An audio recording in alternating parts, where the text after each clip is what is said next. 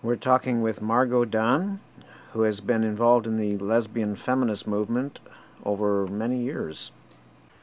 Margo, I'd like you to tell us a little bit about where you're from and how you dealt with coming out originally. Originally, I'm from Montreal, and I moved here on a whim, an absolute whim, when I was 22. Uh, at that time, I don't think I thought of myself as lesbian or any of those words. Like, I knew I was kind of different. But gradually, I guess I came to grips with the fact that I was really attracted to women. It was kind of subtle, and it crept up on me. When it first started to be talked about within the women's movement, just after the Abortion Caravan, which I was on, I wanted to go to the lesbian caucuses and these meetings that lesbians were starting to have. What year are we talking about here? We're talking about 1970, the Abortion Caravan. And at that point, Ellen Woodsworth was the only out lesbian on the caravan. There were a couple of other closeted women, and I was kind of in the middle. The first time that I understood that being a lesbian wasn't all fun and games, I was at one of the organizing conferences for the Indo-Chinese Women's Conference, a gigantic thing that we had here in 1971. It was an initiative from Vietnam, North and South, Cambodia, Laos, Thailand, for women from there to come here to Canada to meet with American women in the movement to end the war in Vietnam. And in one of these planning conferences in Portland, I've been very happily in a small group of women talking about imperialism and racism and things. And because I had a trained voice, I stood up and announced there would be a lesbian caucus meeting in a certain room after lunch.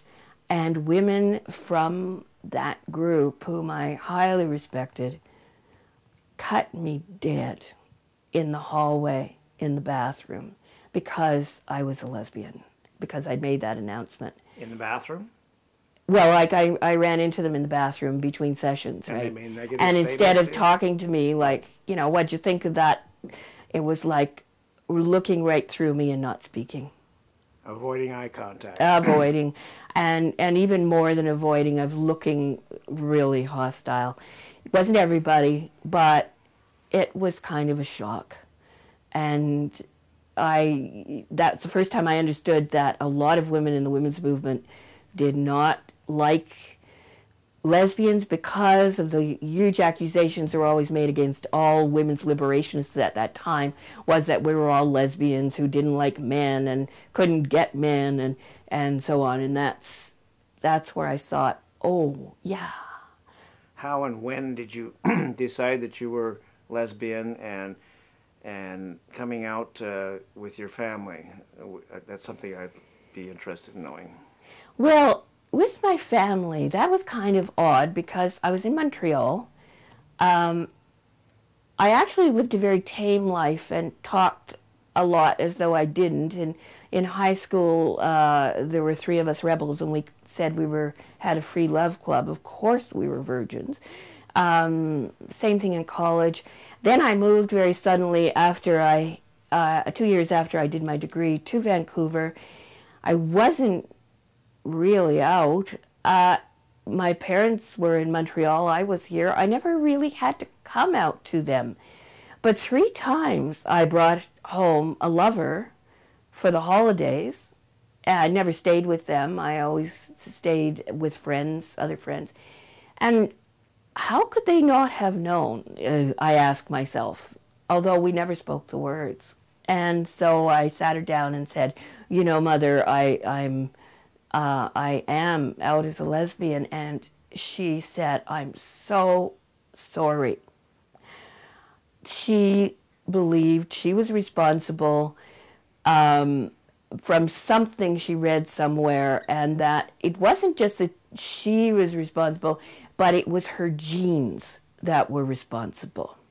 And so we talked around that one, and it was all fine. It made absolutely no difference in our relationship. Anyway, returning to 1970 or so, if you want to go back to where you you were talking about the moving into a lesbian community house? Yeah, yes, it was a house on Point Grey Road, still standing. In fact, I'd love if somebody took a picture and, while it is still standing for archival reasons, it was actually divided up into suites and was supposed to be all rented separately, and it was run by a property management company. But in fact, a bunch of connected people went and rented all the suites.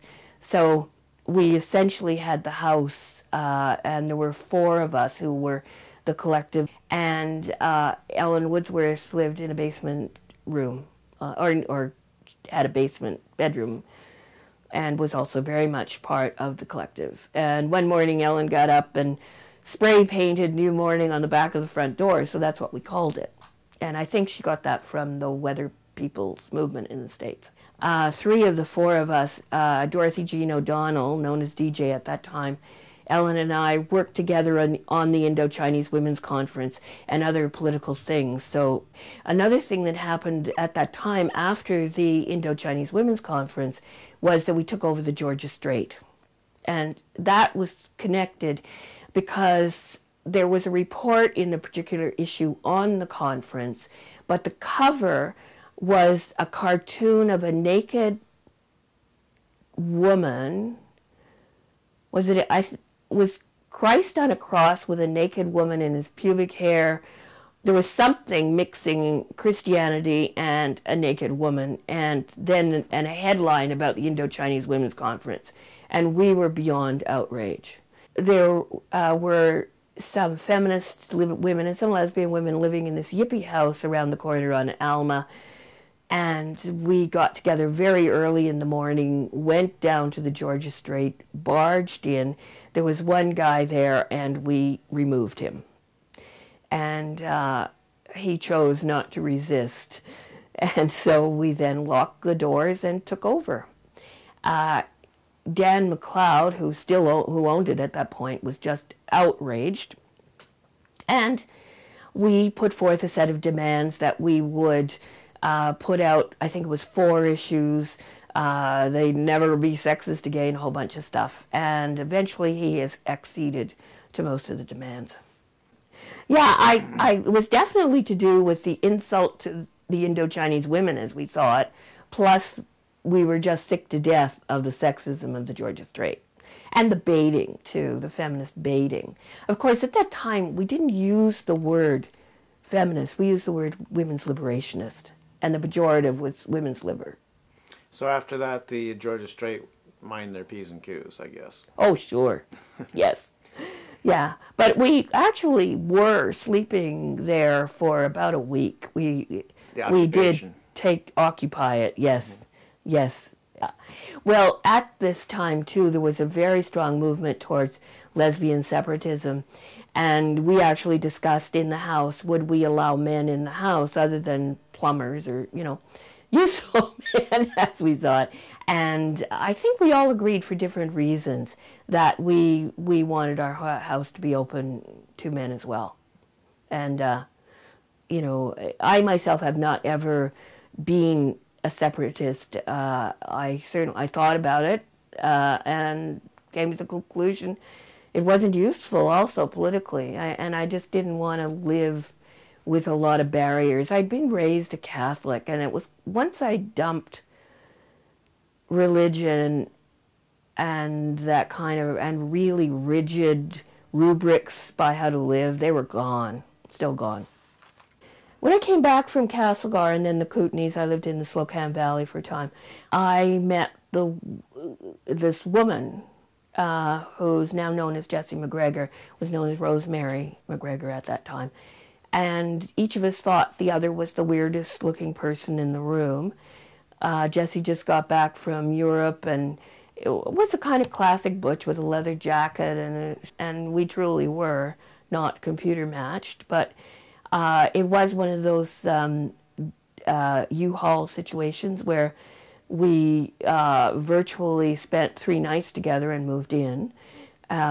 rented a house in South Vancouver. We're the weirdest people on our block by a long shot, and lived there for several years.